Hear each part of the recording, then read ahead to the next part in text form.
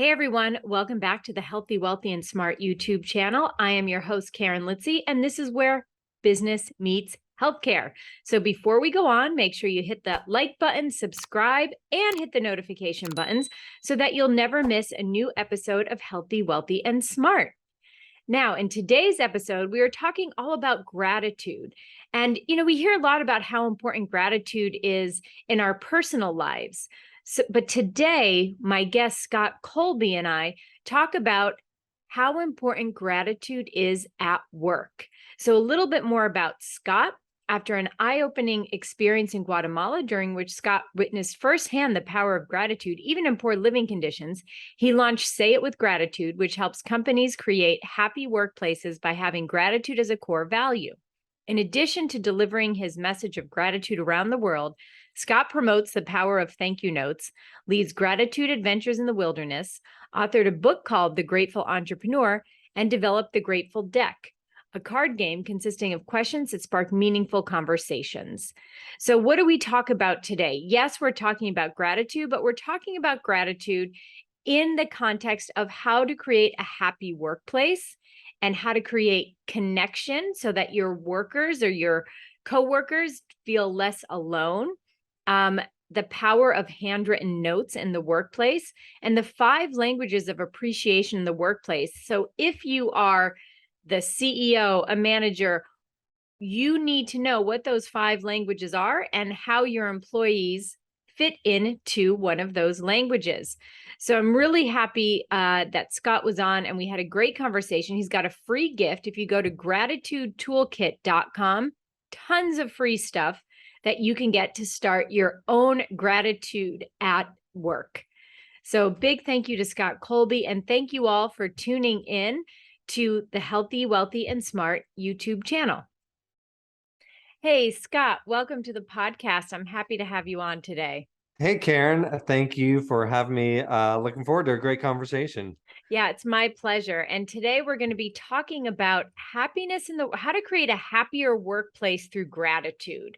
So before we get into the meat and potatoes of our conversation, can you let the listeners know a little bit more about why you came across this topic, why this is like your expertise? So go ahead and give the listeners a little bit more backstory, if you will. Yeah, certainly. So back in 2014, I took a trip to Guatemala. I was there to build schools with a nonprofit called Hug It Forward.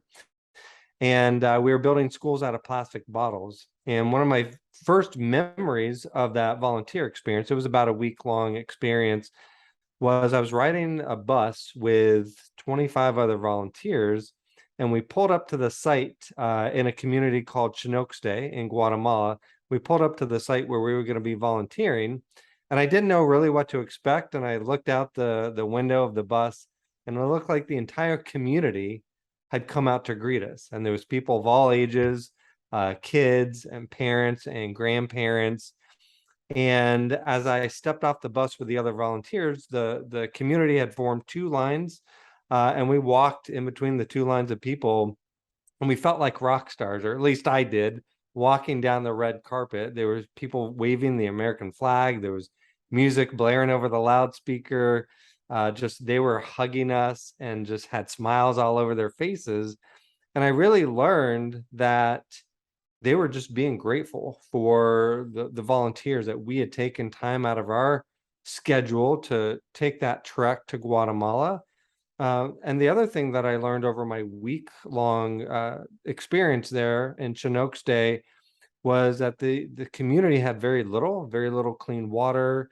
They don't have the smartphones and the internet that we take for granted, very little food, cramped living conditions, but they had community, they had each other.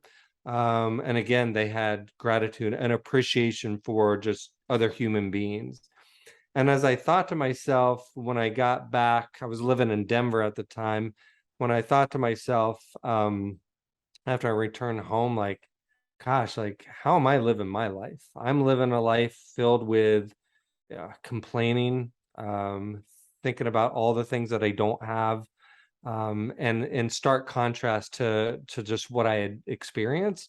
And also looking at my life and other people around me, how we're always on our phones, and we're always have our head buried in screens, and we're anxious and we're overwhelmed and we're not making deep connections anymore, it seemed like. So that was kind of the first start that I had in my head, that hey, I want to do something different in my life to make to really live in gratitude and to live with an attitude that I learned from the community in Chinook State, Guatemala. And then also, I think, and we'll probably get to this a little bit later in the conversation, just my experience in the corporate world of, yeah, I've had jobs where I don't feel appreciated in the workplace, and how much of an impact that made to my happiness. We spend a lot of time at work, and if you're not happy with your job, and a lot of that is not feeling valued or not feeling listened to, that can really impact your mood and your attitude, and really whether you want to stay with a company or not. So kind of putting all that together, that led me to start a brand called Say It With Gratitude. And it started with thank you cards, and now it's morphed into where I speak on the topic of workplace gratitude. And you alluded to this, but I want to dive right in. So how does this translate into the workplace? How does that action of gratitude, that feeling of being appreciated, how do you translate that into a corporate setting? Or in my case, I'm a physical therapist, so maybe into a healthcare setting where people right now are really stressed out and burnt out, and, you know, and carrying a lot of student debt and Hmm. empathetic loads and everything else. So how do you infuse gratitude? What are your recommendations? Yeah, and it's a lot. And I'm glad you brought that up. I actually just came back from Wisconsin, where I was speaking at a healthcare conference on this very topic. I'm a big believer that it starts with you first. So it starts with the person, before we can maybe bring it into the workplace, because we need to have that right attitude. It's hard to spread gratitude around the workplace if you're feeling, let's say, depressed and overwhelmed and stressed. So, what can you do to start your own personal gratitude practice? I also have a health and fitness background, so I love that you're in physical therapy. And yeah, so I always talk about the analogy of when you're on an airplane, and they're given the safety instructions. If the oxygen mask comes down, please put it on yourself first before helping others. And I talk about that because if you're passed out, how are you going to help other people? But we Mhm. can maybe not literally get passed out, but we can have the feeling of like, hey, I just can't do it anymore. So I think we have to take care of ourselves first with self-care. And there's a lot of different ways you can practice self-care, but for this conversation, how can you practice gratitude and help you feel better? Gratitude's got that kind of magical powers that it can help you be more optimistic, feel less stress, more energy, and things like that. So, where do we begin here? There's various ways to practice gratitude. Probably the one that people maybe, they think of when they think of the term gratitude is just keeping a gratitude journal and writing down what you're grateful for. I've got a tip there though. I know a lot of people that do that, just kind of go through the motions, and then you don't really feel that difference. Like if you're just saying like, hey, I'm grateful for my cat Oliver, which we now know is Mhm. Karen's cat's name. I'm grateful for Oliver, my health, and my job. And then you turn the page and you fill out the gratitude the next day. What does that actually mean? It probably is not going to get you into a frame of mind where you're living in gratitude. So, where I suggest people take it further is if you're writing down you're grateful for somebody or something in your life, follow that up by writing down why you're grateful for those things or that person. What is it about that person that you appreciate, that you love? And then I take it even deeper and I teach people, think about what your life would look like without that person, or without that thing, without that job, without your teammate. What would life look like then? And then when you do that, you say what, why, and what would your life look like without? Then it creates a more emotional response. So I'll have people do this in my breakout sessions, and it's usually tears. People will have tears because they start to think, oh my gosh, my life without this person, I couldn't even imagine it. So I think that is one way to start a personal gratitude practice. So you're actually like, okay, you're reminding yourself of the good in your life. And then what does that mean for work? Work, we could talk about two different things. One is like leading with gratitude, which in a sense, I take that to mean creating a culture of gratitude and kindness. So in healthcare, treating your patients like real people and that have a heart and not just transactional. So I like to, give examples so people can really think about what this might look like in the real Mm-hmm. world. So my favorite coffee shop in Denver when I lived there was a coffee shop called Fluid. They got to know me by asking questions. I went there on a regular basis, so it wasn't just like, "Hey, here's your coffee, give us money." It was people that took the time to get to know me. A perfect example, there was one day when one of my other cats, we had talked about cats before we hit record. Mm-hmm. My other cat, Nomar, who's not with us anymore, he was having two teeth pulled. And so I was a little bit anxious. And the barista, the manager there, she asked me, like, hey, what's wrong? I told her cat was having a tooth pulled that day as well, just coincidentally. And she just said, here, your coffee is on the house today. And it was just a little thing, but something like that can go a long way. Chewy, speaking of animals, they're a company that sells pet food Mm-hmm. and pet accessories to pet owners. And I know a lot of pet owners will get their food from Chewy on an auto order subscription basis. They automatically send the food every month and they take money out of your credit card. So there's a lot of stories, but it goes like this. A lot of times when a pet owner's dog dies, let's say, or a cat dies, and they'll call Chewy and say, hey, please stop my shipment. My dog has passed away. Chewy, of course, will express sympathy, and then they'll say, okay, all those unopened bags that you may still have, we will refund your money for all of that. Don't send the food back. We would love for you to donate that food to a local shelter. And then a lot of times in a few days, sympathy flowers and a sympathy Mm-hmm. card will show up on the doorstep in just as an expression of condolences. So Chewy is a company that leads with gratitude. So they're not saying like, oh, we need your money back, or we need the food back, or we can't send these flowers because it costs too much. They're treating their customers like human beings that have a heart. And then we've got appreciation in the workplace in the sense of, all right, we need to appreciate our teammates, right?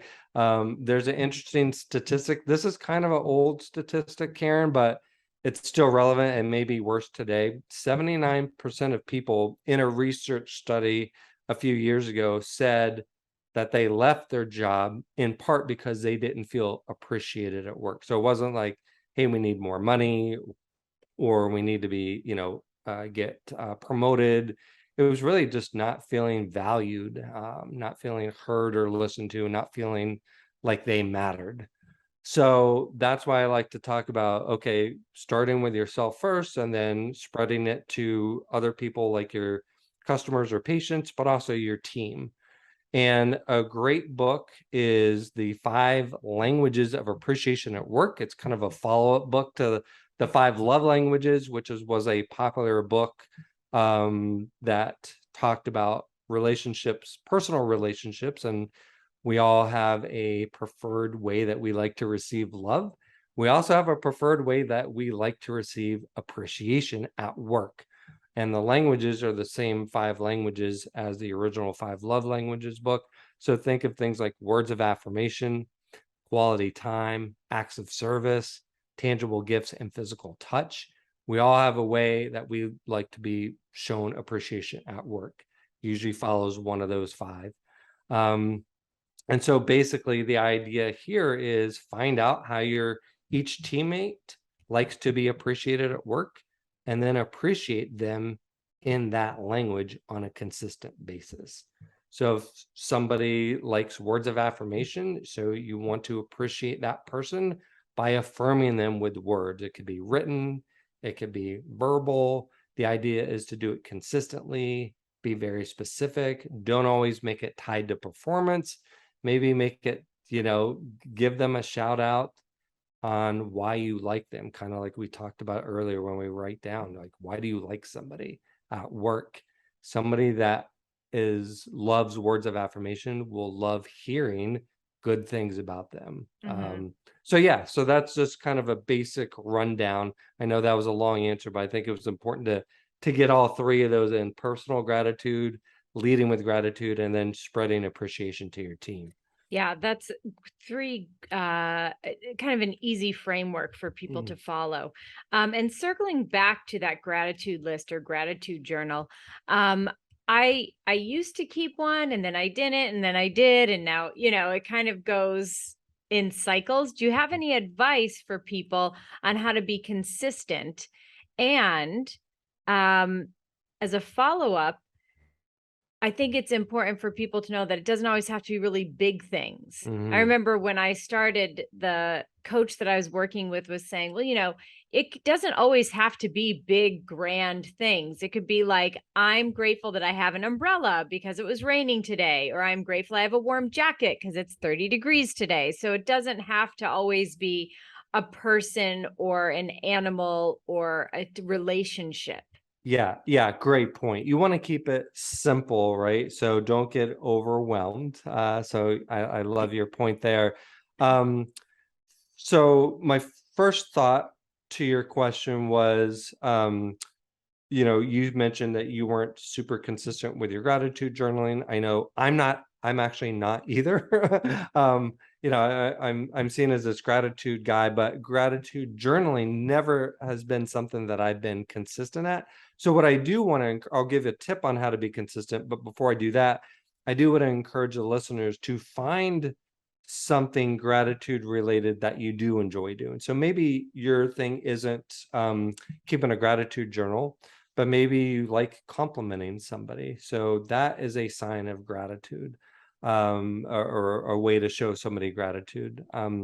Gratitude could be just sending a quick video to somebody. So maybe like, I'm not really much with written, but I'll send them a video or an audio, and that could be your thing. Or writing handwritten notes could be your thing. But in terms of, if you did want to start with gratitude journaling and trying to figure out a way to be consistent with that right off the bat, you could do some things that can help you form a new habit, and much like forming a new habit to exercise or something like that, setting yourself up for success. So breaking down the habit into the smallest thing possible. So maybe you just write down one word each day instead of trying to form an entire sentence. So that could be a way to break it down in a small, minuscule habit. But also think about something that you're already doing and stacking this habit on that, and creating a trigger point. So suppose you make coffee every single day. And that's kind of a routine you're already in. So maybe you leave your gratitude journal by your coffee pot or your coffee maker, and just have that next to it as a reminder that, oh yeah, because a lot of times not keeping a habit is just we forget about doing it. So create a way that you will remember to do the habit by having something that you already do be that trigger, that reminder for you Right. to do. So your And then habit stacking. exactly, yeah, Yeah. habit stacking. Yeah. So you've heard of that. If you're doing something like um if you're doing something like writing a handwritten note, I've tried to do like writing handwritten notes every day, which I've been successful at for a while. That's a little bit more involved, but what I could do is think about the night before who I want to write the note to, find the address, get the envelope out, get the card out, get the pen out, get the stamp out, and put it all out. So I'm actually see it, and everything's not like hidden away in a drawer. So make things visible. So I think, yeah, those are my best advice: to find something that you like doing. So it might not be a gratitude journal. Once you find it, break it down in the smallest component possible. So it's one word versus a list of 10 things. And then Mm-hmm. finally, habit stack, do it while you're doing something that you already do every single day anyway.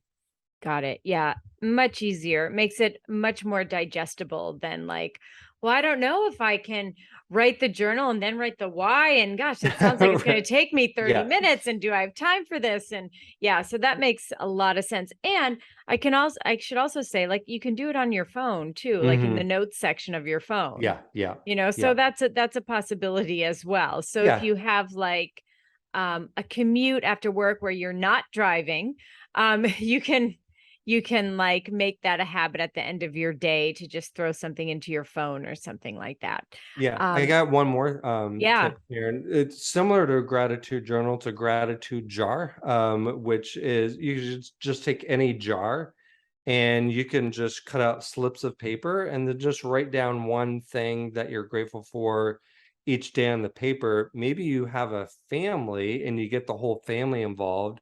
And I like this idea, because the jar can be visible and it's fun. It's almost fun to watch the stacks of the slips of paper grow in the jar till the jar is just stuffed, filled with gratitude. Then you could pick a day, Thanksgiving Day, New Year's Day, maybe go and bring your family together. You sit in a room on the sofa of the living room and you go through, like, hey, who said they were grateful for, chocolate? And then somebody raises their hand, that was me. And then you can go into the more of the, hey, why did you pick chocolate, what is it Hmm. about it? And then you can have these amazing conversations as a family, or you could even do something like this at work as well. Yeah, I was just thinking that if you have, maybe a smaller to medium size, like a small company, or I know a lot of physical therapy offices, they don't have hundreds and hundreds of people in the same office. So this is something that's actually like doable, Yeah, yeah, yeah. because I think if you were in an office with like 300 people, like it might be a little overwhelming. But most, I think, healthcare offices, if you have 20 people, I think that would be like quite a bit. So if you're in a smaller office, it's a great way to stay connected with your coworkers. Yeah. And another way of staying connected is, and you had mentioned this here and there, handwritten notes. So, how do you incorporate handwritten notes in the workplace? And are you only doing this if you're the boss? Mm. Yes, so handwritten notes I love. It's how I started my company, Say It With Gratitude. I had kids draw pictures and I turned them into thank you cards that I sold to individuals and companies. But I love handwritten notes because it provides a connection point between you and the recipient of the note. So it's a way to not only appreciate somebody, but actually connect to them on a deeper level. So whereas, writing in a gratitude journal, you might be the only one that sees that. A handwritten note, two people can see it, or maybe even more. In the workplace, you can use it on a couple different ways. One could be, if you start to learn who in your company likes words of affirmation, right? We talked about the 5 languages of appreciation.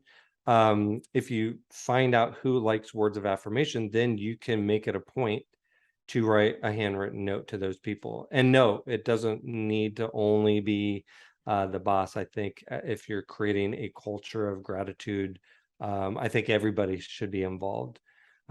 If you're trying to figure out, like, hey, I want to start this gratitude at work thing, not sure where to start, handwritten notes, I think, could be a great place to start before you kind of fine tune your appreciation tools that you want to use. The kind of latest research shows from the authors of the 5 languages of appreciation in workplace that almost 50% of workers choose words of affirmation as their Hmm. first way that they like to receive appreciation at work. So it's a great place to start.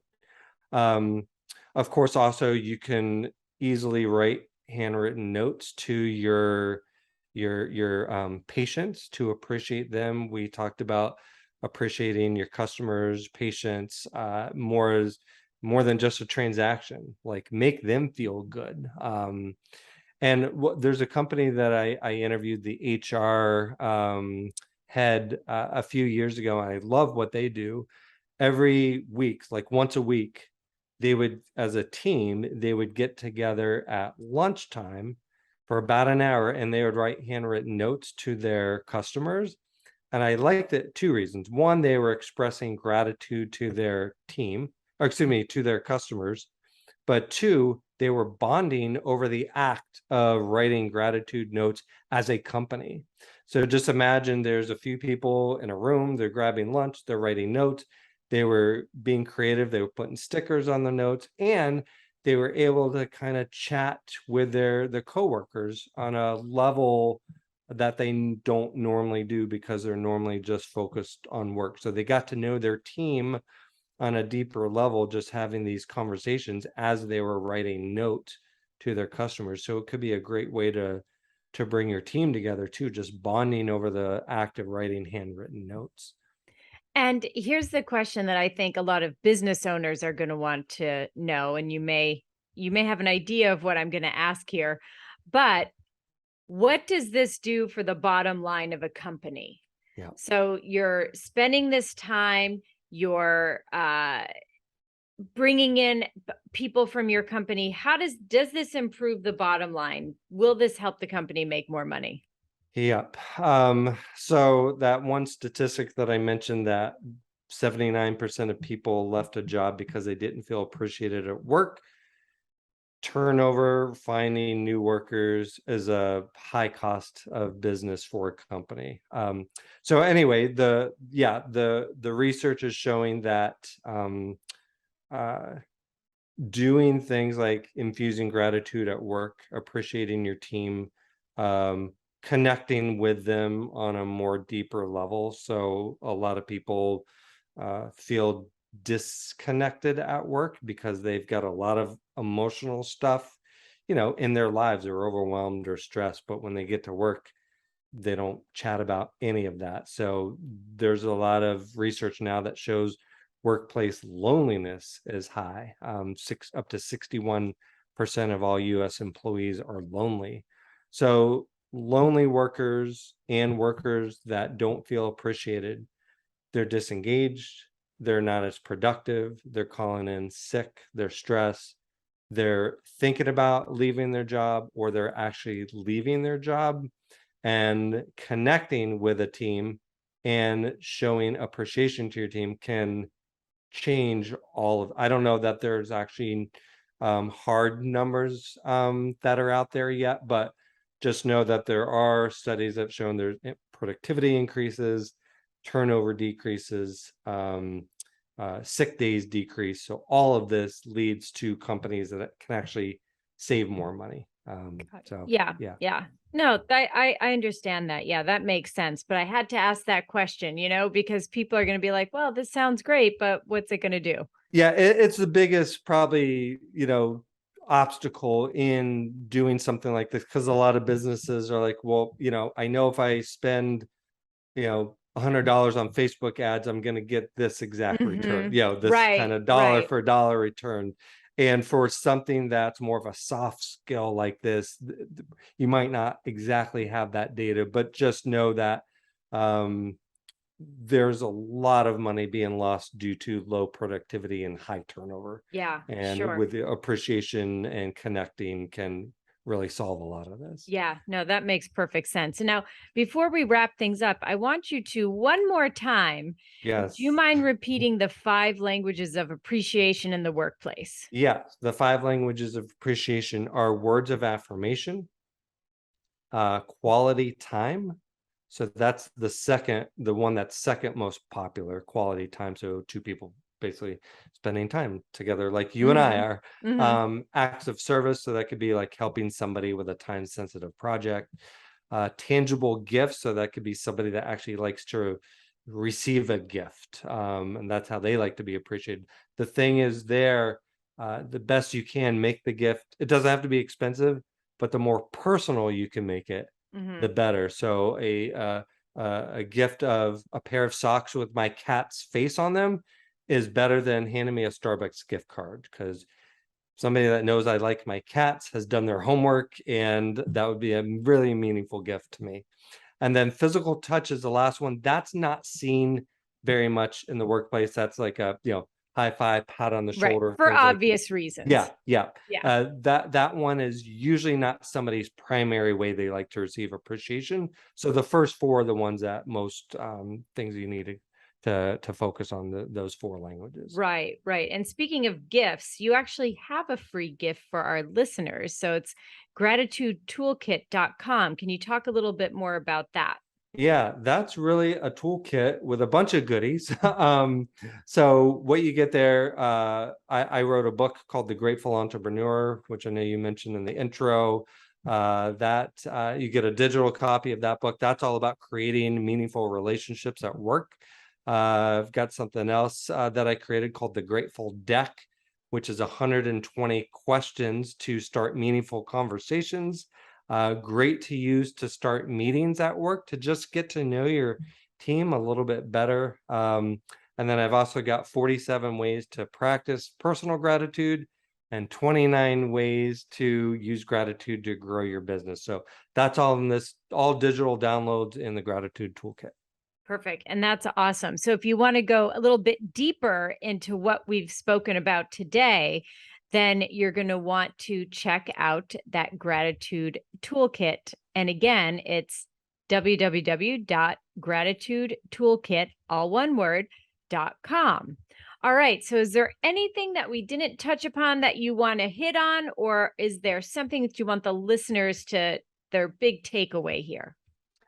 Yeah, big takeaway, I think, is just to start now, do something, compliment somebody, flash somebody a smile, do something different. If you want to go a little bit deeper than that, write a handwritten note and do the three things that I talked about in the journal. Do it for your note. Who do you appreciate? Why do you appreciate them? What would your life look like if they weren't in your life? And read that note to them. It's even more powerful than just handed it to them, is to read it to them. The connection will be amazing. And the one thing that we didn't hit on, that's kind of near dear to my heart, do some of this unplugged. So don't, if somebody's talking to you, don't be on your phones, pay attention to them. That's a form of gratitude. A form of connecting is just listening. So Yeah. if you want to start a gratitude practice, think about doing this, like write your note without and put your phone in a different room. You'll be more engaged and you're going to think more clearly. So yeah, that's I think a good takeaway for the audience. Yeah, that's great. I love it. And now I have one more question. It's a question I ask everyone, Okay. and that's knowing where you are now in your life and in your career, what advice would you give to your younger self? Oh, that's a great question. Lots of advice I could give my younger self. So I was thinking about this. I would say, and this is, I was trying to think of what am I still working on? Because and there's a lot, but Yeah. do, I'm gonna go with don't take things personally. Um, So good. something I still work on. I don't think I'll ever be like completely perfect with that, but yeah, if I could give my younger self that advice, because I do take things personally. I'm sensitive. If somebody, I could have 100 compliments and one naysayer, and I'm focused on that naysayer. I think it's human nature, and Hmm. I take it personally, but I think like I don't know, like at least for me personally, I know I'm doing good in the world and I'm changing lives, and I need to not be sensitive and not read social media sometimes, and take that own advice of unplugged, right? And just hang out with the people that I love and I know that love me, and really I think just continue to connect with other human beings in a meaningful way, get rid of the technology, Don't let negative comments bring you down, Hmm. because then it can affect your day, your week, and Everything. that affects your performance at work. That affects how you relate to your loved ones. And so, yeah, Right. so don't take things personally. Advice that I would give my younger self, but I would also continue to take that in my older self. Yeah, I love it. That's so good. And now, where can people find you? Where can they connect with you? Sure. Main website is saywithgratitude.com. You can always email me, scott@scottcolby.com. And then even on Facebook, my most probably active social media platform, @Scott Colby. Perfect. And we'll have links to all of this over at the podcast at podcast.healthywealthysmart.com.